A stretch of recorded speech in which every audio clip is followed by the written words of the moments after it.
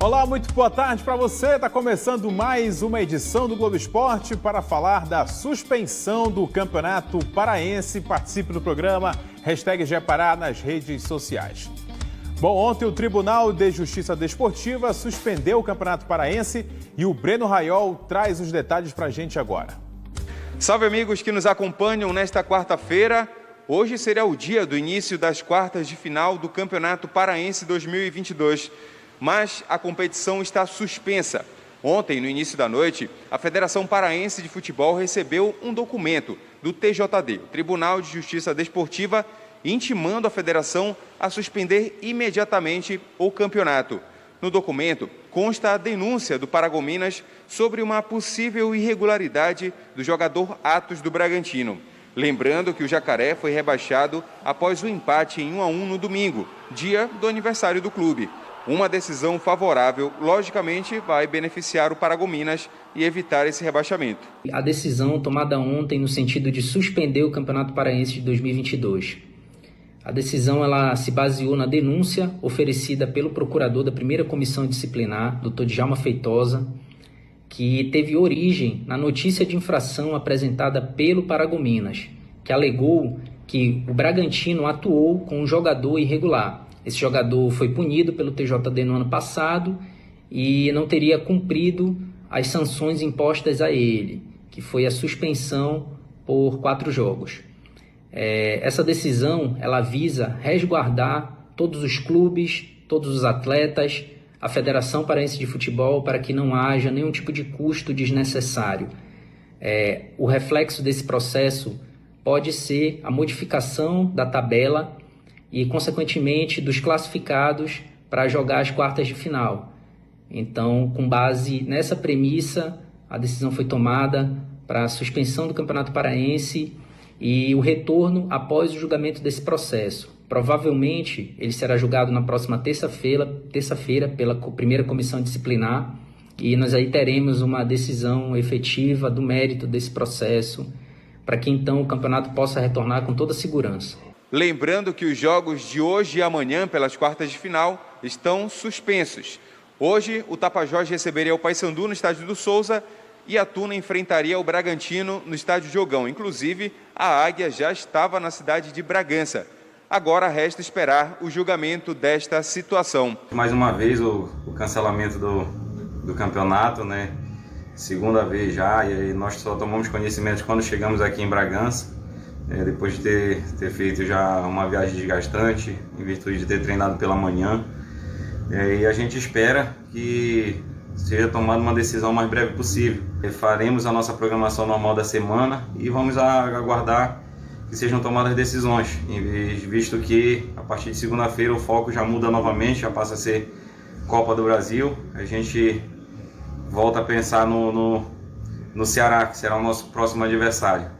Então, foge da nossa alçada, a gente só aguarda que sejam tomadas o mais breve possível a decisão e que dê sequência à competição.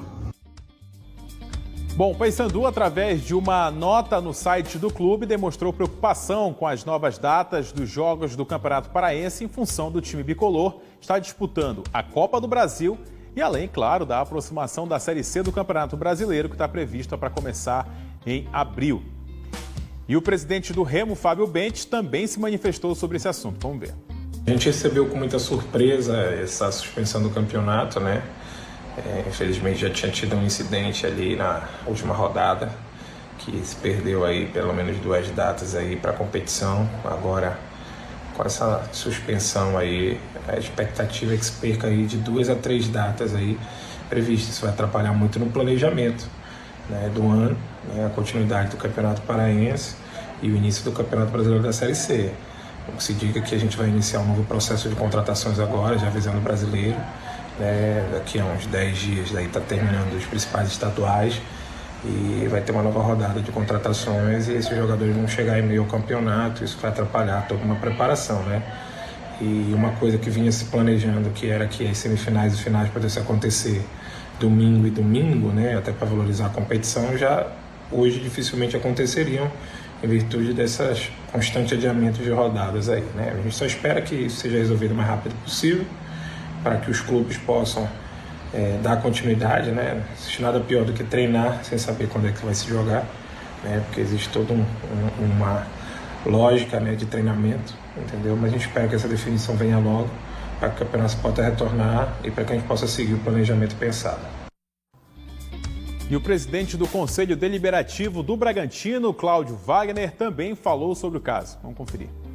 O TJD notificou o Bragantino através do seu e-mail, dizendo que o atleta Atos tinha punição. Bem, a partir desse momento, o Bragantino tomou ciência e afastou o atleta dos jogos oficiais. E se constituiu advogados para tanto defender o atleta como o clube, e está sendo feito. Bem, a gente quer deixar bem claro aqui que em nenhum momento a gente coloca culpa em ninguém, nem atleta, nem federação, nem TJD, e nem no próprio Bragantino, como algumas pessoas fazem. Nós somos um clube profissionais e sempre fizemos pelo certo. Então agora é aguardar o julgamento do jogador Atos e, se caso acontecer o do Bragantino, a gente vamos se respaldar e vamos, com certeza, não só nós como o Águia, porque o Águia também está sendo enrolado na mesma peça, certo? E estamos se defendendo. Então, houve má-fé?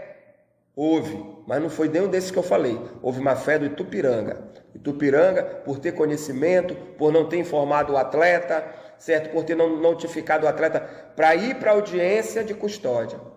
Mas aí é outro caso. Então, nossa torcida Bragantina, se prepare, se Deus quiser, brevemente estaremos voltando ao campo contra a Tuna.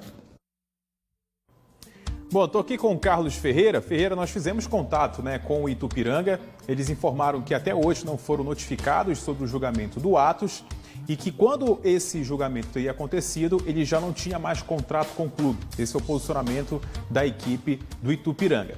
Agora, claro, Ferreira, é complexo, não é uma coisa tão simples para a gente entender o que está acontecendo no Campeonato Paraense, mas sem sombra de dúvidas mostra uma desorganização e acaba que isso traz consequências para todo o calendário do futebol paraense e nacional, porque os clubes paraenses podem entrar em competições importantes ainda com o Campeonato Paraense rolando, né? Boa tarde. Boa tarde, André. Boa tarde a todo mundo. Os transtornos são gerais neste campeonato por questões de gramado, de adiamento de rodada por questão de maré e agora a suspensão do campeonato pelo caso Atos.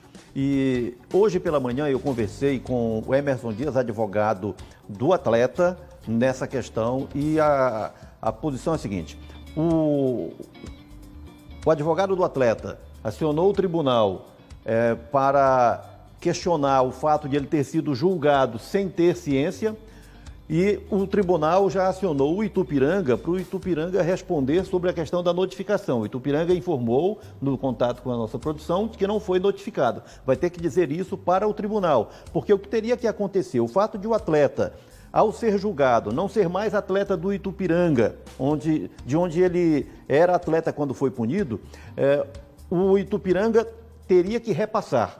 Em recebendo a notificação, teria que repassar ao atleta.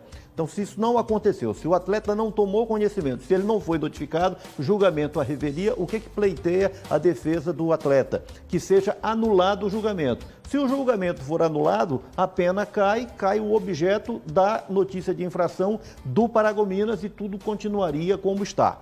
O julgamento previsto para terça-feira não dá aqui para fazer nenhuma antecipação de juízo de valor, é uma questão lá para a segunda comissão do tribunal. O que vale dizer, André, é que é em primeira instância esse julgamento previsto para terça-feira. Depois cabe recurso à segunda instância, ao pleno do TJD, depois ao STJD. É um assunto que vai ser esticado. Se o campeonato recomeça logo em seguida a esse julgamento ou não, o tempo responde, tomara que sim. Agora, Ferreira, a gente analisando, né, o futebol na perspectiva, né, do investimento que ele recebe recurso público para que possa acontecer. Não é de hoje que esse campeonato recebe recurso público. E acaba que a gente vê ainda, né, uma dificuldade na organização desse campeonato. Não é apenas dinheiro, né? A gente está vendo uma dificuldade na gestão, né, de toda a competição, né? E a gente vê isso não só no campeonato profissional, né? Você vê também nas categorias de base, nas competições amadoras.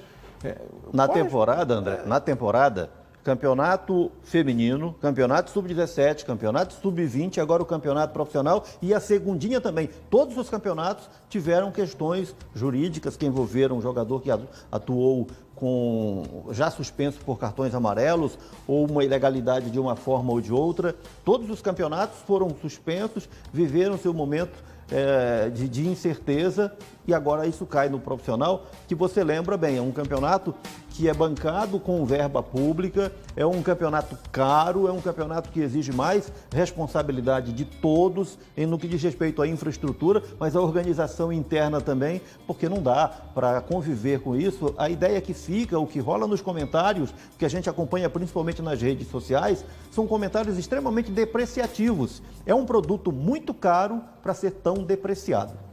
E com recurso público, né, Ferreira? Vamos dar uma olhadinha aqui no comentário do pessoal, já que o Ferreira falou aqui dos comentários nas redes sociais. O Diego Castilho falou aqui: boa tarde, André, nosso campeonato é uma vergonha e a FPF não faz nada, puro amadorismo. Certamente, né, o torcedor vai ficar chateado, né, de ver um campeonato suspenso, primeiro com a rodada diária, depois com o campeonato suspenso, né? O Diego Moreira também está por aqui, mais um vexame da FPF com esse cancelamento do campeonato. Por que a equipe do Paragominas só veio se pronunciar agora? Se tivesse classificado, estaria tudo normal. Vergonha, vergonha. Vendo o GE Pará aqui de Goiânia, né, realmente há uma insatisfação muito grande do torcedor. Só para pontuar que essa questão aí é dos clubes, não é da federação, não é da gestão da federação. Da federação a gente pode se queixar aqui de gramados, de infraestrutura, mas essa questão de atleta irregular, a responsabilidade é do clube sobre os seus atletas. Ferreira, muito obrigado pela sua participação aqui no GE, foi um prazer conversar com você.